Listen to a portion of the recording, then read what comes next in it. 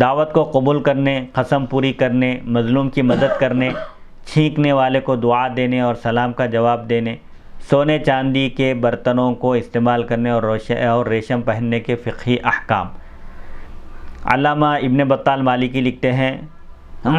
دعوت کو قبول کرنے کا حکم کیا ہے؟ اگر وہ دعوت ولیمہ ہو تو جمہور علماء، اکثر علماء اس کے قبول کرنے کو فرض قرار دیتے ہیں، اور جو شخص روزے دار نہ ہو اس پر اس طعام کے کھانے کو واجب قرار دیتے ہیں، یعنی اس دعوت کے کھانے کو واجب اور ضروری قرار دیتے ہیں، بشرطے کہ وہ کھانا جائز آمدنی سے ہو اور اس تقریب میں اس فنکشن میں کوئی غیر شرعی امر نہ ہو، یعنی کوئی شریعت کے خلاف کوئی حرکت نہ ہو، جیسے بینڈ باجا وغیرہ نہ ہو۔ اس کے علاوہ جو دعوت ہو اس کے قبول کرنے کو علماء حسن معاشرت کی وجہ سے مستحب قرار دیتے ہیں، یعنی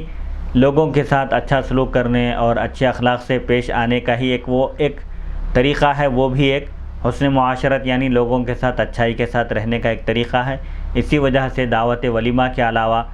دوسری دعوتوں کو علماء اس کو قبول کرنے کو مستحب قرار دیتے ہیں۔ علامہ بدر الدین عینی نے لکھا ہے کہ ولیمے کو قبول کرنا سنت ہے، دعوت ولیمہ اور اس کو قبول کرنا افضل ہے۔ علامہ ابن بطال لکھتے ہیں رہا مظلوم کی مدد کرنا تو وہ انسان کی قدرت اور طاقت کے مطابق اس پر فرض ہے، جو مظلوم کی جیسی مدد کر سکتا ہے جس انداز سے وہ اس انداز سے اس کی مدد کرے۔ اسی طرح کسی کی قسم کو پورا کرنا مستحب ہے۔ جب کوئی شخص یہ قسم کھائے کہ اس کا بھائی فلاں کام کرے گا اور اس کام میں کوئی شرعی خرابی نہ ہو تو اس کو چاہیے کہ وہ کام پورا کرے تاکہ وہ شخص اپنی قسم میں سچا ہو جائے، یعنی تاکہ اس کی قسم پوری ہو اور اس کی قسم نہ ٹوٹے، اور یہ مکارم اخلاق میں سے ہے، یعنی یہ اخلاق کی بلندیوں میں سے ہے، یہ عمدہ اور اعلیٰ اخلاق کا ایک نمونہ ہے۔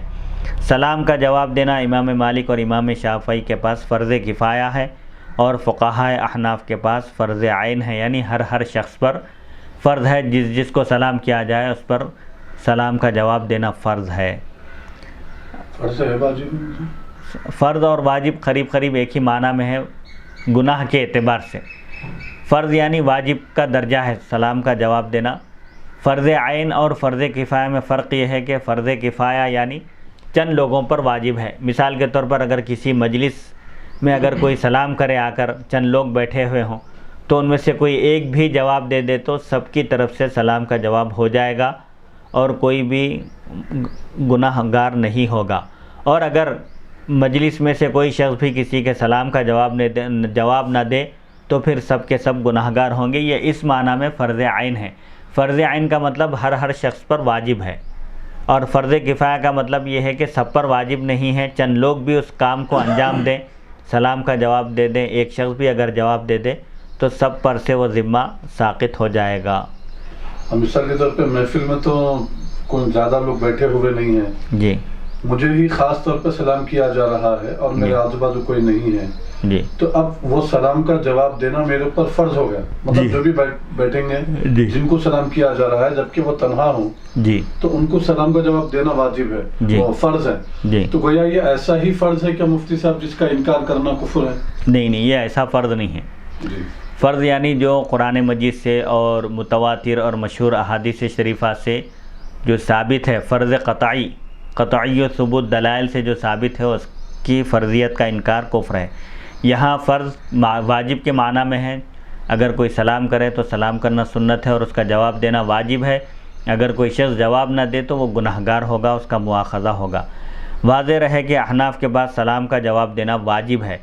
ائمہ ثلاثہ چونکہ فرض اور واجب میں عموماً فرق نہیں کرتے، یعنی امام مالک، امام شافعی اور امام احمد بن حنبل رحمۃ اللہ علیہم کے پاس فرض اور واجب ایک ہی معنی میں ہے، دونوں الفاظ وہ استعمال کرتے ہیں اور فرق نہیں کرتے، واجب اور فرض دونوں کو ایک ہی قرار دیتے ہیں۔ اس لیے علامہ ابن بطال نے فرض عین لکھ دیا۔ جس شخص کو چھینک آئے تو اس کو دعا دینا سنت ہے، یعنی جب کسی کو چھینک آئے اور وہ الحمدللہ کہے تو اس کے جواب میں سننے والے کو یرحمک اللہ کہنا سنت ہے۔ چاندی اور سونے کے برتنوں میں پانی پینا اور ان کو استعمال کرنا مردوں اور عورتوں پر حرام ہے، اور سونے کی انگوٹھی پہننا خاص طور پر مردوں پر حرام ہے۔ خالص ریشم مردوں پر حرام ہے، البتہ جنگ اور دوا کے طور پر مردوں کے لیے ریشم پہننا جائز ہے اور عورتوں کے لیے ریشم حلال ہے۔ ریشم کب اگر کوئی کھجلی ہو کسی کو یا کوئی ایسی بیماری ہو جس سے چنگا ہونے کے لیے یا جس سے راحت حاصل کرنے کے لیے اگر متقی پرہیزگار اور دیندار ڈاکٹرز اطباء اگر مشورہ دیں اور اس کا علاج ہی وہ ہو، ریشم پہنے ہوئے رہنے سے وہ محفوظ رہتا ہے، تو جب ضرورت کے تحت مجبوری کی وجہ سے اس کو اجازت ہے۔ اسی طرح جنگ میں بھی دشمن پر رعب طاری کرنے کے لیے اس کی اجازت دی گئی۔ حدیث نمبر